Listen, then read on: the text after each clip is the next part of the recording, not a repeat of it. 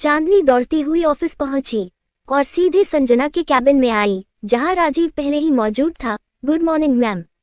उसकी आवाज सुनते ही राजीव से कुछ बात कर रही संजना ने तुरंत उसकी ओर देखा और उसे घूरते हुए बोली, सो फाइनली एक हफ्ते बाद तुम्हें ऑफिस आने की फुर्सत मिल ही गई। चांदनी सिर झुकाकर अंदर आई। पिंकी के पापा आज ही डिस्चार्ज हुए हैं मैम, मैं कल से ऑफिस आने ही वाली थी। ये सुनकर संजना गुस्से में बोली, बहुत बहुत मेहरबानी आपकी चांदनी जी, जो आपने अपनी सहूलियत के हिसाब से ऑफिस आने का सोचा। पर वो क्या है ना, मेरी कंपनी आपकी सहूलियत के हिसाब से नहीं चल सकती, इसलिए आपकी इससे ज्यादा लीव में अफोर्ड नहीं कर सकूंगी। बेहतर होगा जो आप अब अपने काम पर ध्यान दे, वरना मुझे अपने लिए कोई नई सेक्रेटरी तलाशनी होगी। आई एम सॉरी मैम, चांदनी एक बार फिर सिर झुकाकर बोली। संजना ने टेबल पर रखी फाइल उठाई और उसे घूरा, जाओ और जाकर मिस्टर कुकरेजा को मेल करके इन्फॉर्म करो कि अगर अगले एक हफ्ते में उन्होंने हमारा पूरा पेमेंट क्लियर नहीं किया तो हम उनके अगेंस्ट लीगल एक्शन लेने पर मजबूर हो जाएंगे। यस मैम, मैं अभी कर देती हूँ। इतना कहकर चांदनी जाने लगी, पर तभी संजना फिर से बोली, एक मिनट चांदनी। उसके कदम रुक गए। संजना उसे घूरते हुए बोली, पियून से कहकर राजवीर का कैबिन क्लीन करवाओ और उसका सारा सामान नीचे स्टोर रूम में रखवा दो। आज से वो कैबिन राजीव का है। आज से मेरे बाद अगर इस कंपनी में सबसे ज्यादा पावर किसी के पास होगी तो वो राजीव की होगी। आज से तुम सिर्फ मेरे नहीं बल्कि राजीव के भी ऑर्डर्स फॉलो करोगी। It's that clear. चांदनी ने तुरंत राजीव की ओर देखा और फिर सिर हिलाकर बोली, यस मैम। आप जाकर अपना काम करो। चांदनी वहां से चली गई। संजना के कैबिन से बाहर आते ही वो परेशान हो गई। उसे अपना देखा वो सपना याद आ गया जिसमें उसने राजीव को संजना के साथ शराब पीकर डांस करते देखा था। वो राजीव के बारे में सोचते हुए अपने कैबिन में आ गई और अपनी चेयर पर बैठकर मन ही मन बोली, पिछले कुछ दिनों में राजीव इस कंपनी में जिस तरह से अपनी जगह बना रहे हैं और संजना उन पर मेहरबान हो रही है, उससे तो ये साफ है कि मेरा देखा सपना जरूर सच होगा। क्या करूं, कुछ समझ नहीं आ रहा है। इधर राजीव भी पेपर वेट घुमाते हुए चांदनी के बारे में ही सोच रहा था। तभी संजना एक फाइल उठाकर बोली, अगर ये मेरी क्लासमेट नहीं रही होती तो इस जैसी लापरवाह लड़की को मैं अपने ऑफिस में एक दिन नहीं झेलती। राजीव ने तुरंत उसकी ओर देखा और बोला, पर संजना, वो झूठ नहीं बोल रही है। पिंकी के पापा की तबीयत सच में बहुत खराब थी। आज ही वो हॉस्पिटल से डिस्चार्ज हुए हैं और चांदनी की फैमिली और उनके बीच घर जैसे रिश्ते हैं, इसलिए उसका पिंकी के साथ रहना बहुत जरूरी था। तुम चांदनी को इतनी अच्छी तरह से कब से जानने लगे राजीव? पिंकी से तो तुम उस रात पार्टी में मिले होंगे, पर उसके परिवार के बारे में तुम्हें कैसे पता? संजना ने पूछा। राजीव उसकी ओर देखकर बोला, क्योंकि मैं चांदनी के साथ उसके घर में रहता हूँ। उसके इतना कहते ही संजना हैरानी से उसे देखने लगी। तुम चांदनी के साथ उसके घर में रहते हो? हाँ संजना, मैं जब से मुंबई आया हूँ उसके घर में एज अ पेइंग गेस्ट रह रहा हूँ, इसलिए उसे और उसकी फैमिली को मैं बहुत अच्छे से जानता हूँ, राजीव ने उसे बताया। पर उसकी बातों ने संजना को सोचने पर मजबूर कर दिया। राजीव चांदनी के साथ उसके घर में रहता है, ये बात जानकर पता नहीं क्यों उसे अच्छा नहीं लगा। तभी राजीव ने टेबल पर रखे ब्लूप्रिंट्स उठाए और बोला, मैं इन्हें कंप्लीट कर लेता हूँ। संजना ने मुस्कुराने की कोशिश करते हुए अपना सिर हिला दिया तो राजीव ब्लूप्रिंट्स लेकर वहां से चला गया। उसके जाते ही संजना को वो सब याद आया जिससे उसे बहुत पहले समझ जाना चाहिए था कि राजीव चांदनी को पहले से जानता है। इधर युग ने एक फाइल कंप्लीट की और उसे लेकर कृषि के कैबिन की ओर बढ़ने लगा, पर वो जैसे ही उसके कैबिन के पास पहुंचा उसके फोन की बेल बजने लगी। मनमीत की कॉल देखते ही उसने तुरंत कॉल रिसीव की। मनमीत, मुझे अच्छे से याद है कि मुझे आज ठीक 5 बजे होटल ताज पहुंचना है, इसलिए यू डोंट वरी, मैं टाइम पर पहुंच जाऊंगा। मनमीत को हंसी आ गई और वो हंसते हुए बोला, पहुंचना तो तुम्हें पड़ेगा युग, क्योंकि जब तक तुम नहीं आओगे मेरी पार्टी शुरू कैसे होगी? आफ्टर ऑल आज ये दिन तुम्हारी वजह से ही तो नसीब हुआ है। आज तुम्हारी वजह से ही तो मैं जेल से बाहर आया हूँ और फिर मुझे अमित और पिंकी की शादी रोकने का प्लान भी तो बताना है तुम्हें। युग के चेहरे पर तीखी सी मुस्कुराहट आ गई और वो तुरंत बोला, यश्यो, मैं वक्त पर आ जाऊंगा, बाय। इतना कहकर वो कॉल कट करने ही जा रहा था कि तभी कृषि अपने कैबिन से बाहर आकर बोला, युग, अगर तुमने मनमीत का साथ नहीं छोड़ा तो मैं आज के बाद तुम्हारा साथ देना छोड़ दूंगा, क्योंकि मुझे तुम्हारी ऐसे लड़कों के साथ दोस्ती बिल्कुल मंजूर नहीं है जो लड़कियों को खिलौना समझते हैं। उनकी इज्जत नहीं करते, इसलिए मनमीत से मिलना जुलना बंद कर दो, वरना आगे जो होगा उसके लिए तुम खुद जिम्मेदार होंगे। और हाँ, विशाल मामू के दिल में अमित के लिए जहर खोलना बंद कर दो तुम, क्योंकि अनाया उससे प्यार करती है। और अगर तुम ये सोचकर जश्न बनाने जा रहे हो कि ये जो कुछ भी हुआ है उसकी वजह से पिंकी की शादी अमित से हो जाएगी, तो मैं ऐसा होने नहीं दूंगा। पर मैं भी अपनी बहन को उस झोपड़पट्टी की नौकरानी कभी नहीं बनने दूंगा भाई। अमित और उसकी फैमिली कहीं से भी मेरी राजकुमारी जैसी बहन के लायक नहीं है। पर आपको आजकल चांदनी और उसका परिवार कुछ ज्यादा ही पसंद आने लगा है, और शायद इसी वजह से आपको आपकी बहन का बर्बाद होता फ्यूचर नजर नहीं आ रहा। या फिर मैं ये कहूँ कि अनाया आपकी सगी बहन नहीं है, इसलिए आपको उसकी फिक्र नहीं है। युग की ये बात सीधे कृषि के दिल पर लगी और वो मुस्कुराते हुए बोला, सही कहा तुमने अनाया, और तुम मेरे सगे भाई बहन नहीं हो। शायद इसलिए तुमने इतनी आसानी से मुझे इस बात का ताना मार दिया। इतना कहकर कृषि वहां से चला गया। उसके जाते ही युग ने अपनी आंखें बंद कर ली। उसे खुद पर बहुत गुस्सा आया और वो जोर से चीखा, शिट। वो दौड़ता हुआ कृषि के पीछे जाने लगा। दूसरी ओर मनमीत ने जब ये सारी बातें फोन पर सुनी तो उसने कॉल डिस्कनेक्ट करके गुस्से में अपना फोन बेड पर फेंक दिया। ओह, तो युग की बहन अमित से प्यार करती है और इसलिए वो अमित की शादी पिंकी से करवाना चाहता है, ताकि उसके रास्ते का कांटा आसानी से निकल जाए और उस पर कोई इल्जाम भी ना आए। पर अब मैं भी देखता हूँ युग कि अमित की शादी पिंकी से कैसे होती है। मनमीत ने तुरंत एक नंबर पर कॉल किया और बात करने लगा। दूसरी ओर ऑफिस ओवर्स होते ही राजीव चांदनी के कैबिन में आया और आते ही उसका हाथ पकड़कर बोला, चलो चांदनी, बस 2 मिनट राजीव। इतना कहकर चांदनी अपना सामान बैग में डालने लगी। उसने राजीव की ओर देखा और मन ही मन बोली, बहुत हुई अब ये आंख मिचौली। आज मैं राजीव को अपने सपनों के बारे में सब कुछ सच सच बता दूंगी, यही हमारे लिए ठीक रहेगा। तभी राजीव उसके करीब आया।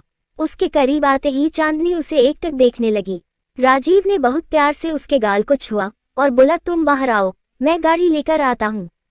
चांदनी ने आहिस्ता से अपना सिर हिला दिया तो राजीव वहां से चला गया। उसके जाते चांदनी ने अपना बाकी बचा हुआ सामान अपने बैग में डाला और बोली, तू अच्छे से जानती है चांदनी कि किस्मत से लड़ा जा सकता है और अपने आने वाले कल को भी बदला जा सकता है, इसलिए एक आखिरी कोशिश करके देख ले, क्या पता तेरी किस्मत बदल जाए और तुझे इन खुली आंखों से दिखाई देने वाले सपनों से छुटकारा मिल जाए। इतना कहकर उसने अपना बैग उठाया और वहां से चली गई। दूसरी ओर राधा बैग पर कुछ ज्वेलरी लिए बैठी हुई थी। तभी बलराज वहां आ गए।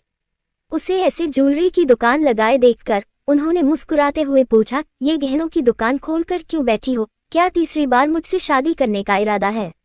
राधा मुस्कुराते हुए बोली, बुढ़ापे में सटिया गए हैं आप।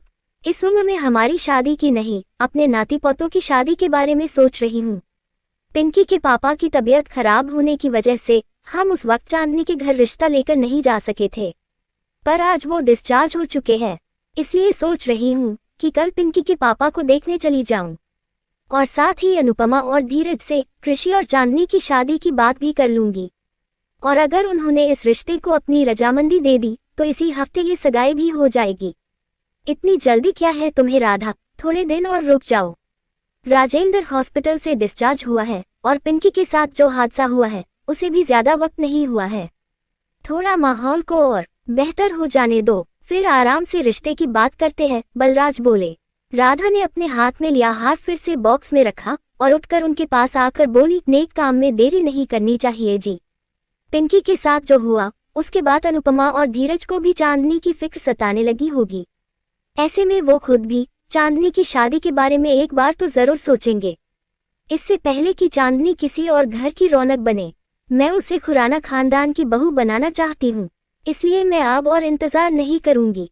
आपको कल ही मेरे साथ चलकर ये रिश्ता पक्का करना होगा। अपने राजीव को देखने के लिए मैं तरस रही हूँ। कृषि की शादी की खबर उसे इंडिया वापस जरूर ले आएगी, इसलिए प्लीज अब इस बात को और मत टालिए। कल ही चलकर उन लोगों से बात कर लीजिए।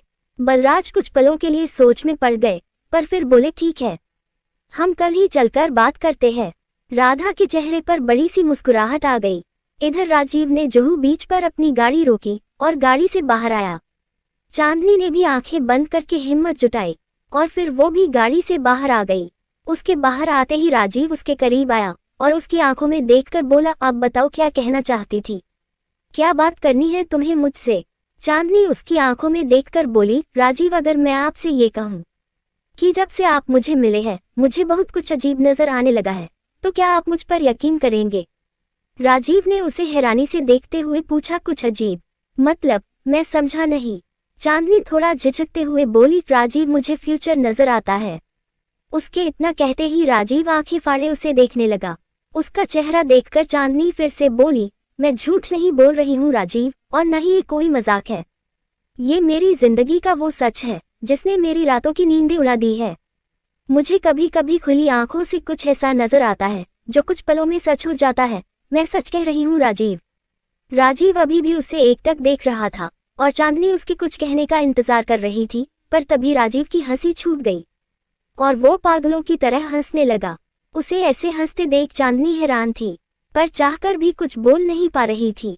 कुछ देर बाद राजीव अपनी हंसी रोककर बोला, आई एम सॉरी चांदनी, मुझे हंसी आ गई। तभी वो फिर से बोली, मैंने आपसे कहा था राजीव कि मैं मजाक नहीं कर रही हूँ, ये सब सच है। आपको महाबलेश्वर का वो एक्सीडेंट याद है? मुझे सामने से आ रही गाड़ी पहले ही नजर आ गई थी और मैंने आपको ये बात बताई भी थी। उसके इतना कहते ही राजीव सोच में पड़ गया।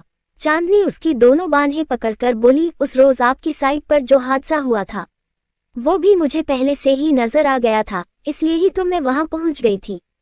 वहां ये सब होने वाला है ये मुझे पहले से ही नजर आ गया था राजीव। और इतना ही नहीं, मुझे अमृत और पिंकी की वरमाला होते हुए भी नजर आई है। उनकी शादी होने वाली है और मुझे इस शादी को रोकना है। राजीव उसे देखकर मन ही मन बोला, लगता है पिछले दिनों जो कुछ भी हुआ है उसकी वजह से ये अभी भी स्ट्रेस में है, इसलिए शायद ऐसे बहकी बहकी बातें कर रही है। बीते कल में हुए हादसों को आपस में जोड़कर अमित और पिंकी की शादी इमेजिन कर रही है। तभी चांदनी उसके करीब आकर बोली, इतना ही नहीं राजीव, मैंने हमारा भी फ्यूचर देखा है। हम दोनों अगर साथ आए तो हमें सिवाय दर्द के कुछ नहीं मिलेगा। राजीव ने बहुत प्यार से उसके चेहरे को छुआ और बोला, चांदनी लगता है पिछले दिनों घर का माहौल जिस तरह का था उसकी वजह से तुमने कुछ ज्यादा ही स्ट्रेस ले लिया है, पर अब तो सब ठीक हो चुका है, तो इतना परेशान क्यों हो रही हो। और रही बात पिंकी और अमित की शादी की, तो हम दोनों मिलकर इस शादी को रोकने का कोई ना कोई रास्ता खोज ही निकालेंगे। ये शादी नहीं होगी और ना ही पिंकी की जिंदगी दांव पर लगेगी। सब ठीक हो जाएगा, तुम इतना मत सोचो, मैं हूं तुम्हारे साथ। मैं स्ट्रेस कभी नहीं लेती राजीव, और ना ही छोटी मोटी बातों से घबराती हूँ। मुश्किलों से लड़ना और जीतना दोनों बहुत अच्छे से आता है मुझे, पर मैं अपने आने वाले कल से नहीं लड़ सकती, क्योंकि जो ऊपर वाले ने पहले से ही लिख दिया हो उसे मिटा पाना हम इंसानों के बस की बात नहीं है। चांदनी की इस तरह की बातों ने राजीव को भी परेशान कर दिया। चांदनी उससे दूर हुई और कुछ कदम चलकर बोली, हमारा साथ आने वाले कल में हमें बहुत रुलाने वाला है, बहुत तड़पाने वाला है राजीव। आपका साथ मुझसे मेरा सब कुछ छीन लेगा। वो भरोसा जो मेरे चाचा जी मुझ पर करते हैं, वो प्यार जो मेरी चाची मुझसे करती है, सब कुछ छिन जाएगा मुझसे। मैंने खुद को और आपको एक दूसरे के लिए तड़पते हुए देखा है। मैं आपके साथ इस दर्द का हिस्सा नहीं बनना चाहती राजीव, और न ही आपको दर्द में देखना चाहती हूँ। इसलिए हमारी दोस्ती को दोस्ती ही रहने दीजिए, इसे प्यार का नाम मत दीजिए, क्योंकि मैं अपने अपनों को खोकर आपसे प्यार नहीं कर सकूंगी और न ही अपनों से जुदा होकर आपकी हमसफर बनके आपके साथ चल सकूंगी। मेरे माता पिता के जाने के बाद मेरे चाचा चाची ने मुझे कभी इस बात का एहसास नहीं होने दिया कि मैं अनाथ हूँ। अमित से ज्यादा उन्होंने मुझसे प्यार किया है राजीव, इसलिए मैं न ही उनके दुख की वजह बनना चाहती हूँ और न ही उनकी इज्जत का तमाशा बनाना चाहती। मैं तय कर चुकी हूँ राजीव, मेरा परिवार जिससे भी मेरी शादी करेंगे मैं बिना कोई सवाल किए उससे शादी कर लूंगी। ओह, तो तुम ये फ्यूचर देखने वाला ड्रामा सिर्फ इसलिए कर रही हो क्योंकि तुम्हें लगता है कि तुम्हारे चाचा चाची हमारे रिश्ते को एक्सेप्ट नहीं करेंगे। राजीव के इतना कहते ही चांदनी ने तुरंत पलटकर उसकी ओर देखा और बोली, नहीं राजीव, मैं ये सब इसलिए कह रही हूँ क्योंकि मैं आने वाला कल देख सकती हूँ और यही मेरी जिंदगी का सबसे बड़ा सच है। उसके इतना कहते ही राजीव गुस्से में उसके पास आया और बोला, अगर यही सच है चांदनी, तो तुम चाहकर भी हमारा फ्यूचर नहीं बदल सकती हो, और अगर बदलने की कोशिश करोगी तो हमें उससे भी कहीं ज्यादा दर्द सहना पड़ेगा जो तुम फ्यूचर में देख रही हो। इसलिए अच्छा यही होगा कि तुम अपनी जुबान से अपने प्यार का इकरार करो और मेरा हाथ थामकर हमारे आने वाले कल से लड़ने के लिए तैयार हो जाओ। अगर हमारा प्यार सच्चा हुआ तो दुनिया की कोई ताकत हमें एक दूसरे से अलग नहीं कर सकेगी। किस्मत को हमारे प्यार के आगे अपना सिर झुकाना ही पड़ेगा। चांदनी के चेहरे पर मुस्कान आ गई। किस्मत से लड़ सकती हूँ मैं राजीव, पर अपने अपनों से नहीं लड़ सकती। इतनी हिम्मत नहीं है मुझ में। राजीव ने गुस्से में उसकी दोनों बाहें पकड़ी और उसे अपने करीब लाकर बोला, बहुत हुई तुम्हारी बकवास चांदनी, और बहुत हुआ तुम्हारा ये फ्यूचर देखने वाला ड्रामा। आज तुम्हारी ये बकवास सुनकर मुझे ऐसा लग रहा है कि जैसे तुम मेरी फीलिंग्स के साथ खेल रही हो। इसलिए आज मुझे सीधे और साफ सुथरे शब्दों में बताओ, मुझसे प्यार करती हो या नहीं? मेरी हमसफर बनकर मेरे साथ चलना चाहती हो या नहीं? मुझे सिर्फ हाँ या ना में तुम्हारा जवाब सुनना है। सिर्फ हाँ या ना। चांदनी एकटक उसे देखने लगी पर कुछ बोली नहीं। राजीव उसे अपने और करीब लाकर बोला, हाँ या ना। चांदनी ने अपनी नजरें झुकाई और ना में अपनी गर्दन हिलाकर बोली, नहीं। उसके इस जवाब ने राजीव के चेहरे के जैसे रंग ही उड़ा दिए। उसने चांदनी की झुकी हुई पलकों की ओर देखा और बोला, यही शब्द मेरी आंखों में देखकर बोल दो चांदनी। वादा करता हूँ आज के बाद तुम्हारे रास्ते में कभी नहीं आऊंगा। चांदनी ने तुरंत नजरें उठाकर उसकी ओर देखा और बोली, मैं अपना फैसला ले चुकी हूँ राजीव। मैं आपकी हमसफर बनकर आपके साथ नहीं चल सकूंगी। I am sorry. इतना कहकर चांदनी पलटकर वहां से चली गई। लेखिका कविता वर्मा। अगर आपको मेरी लिखी कहानियां पसंद आ रही है और आप इस कहानी को आगे भी पढ़ना और सुनना चाहते हैं तो मेरे चैनल को लाइक करें, शेयर करें और आज ही सब्सक्राइब भी करें। Thank you for watching this video.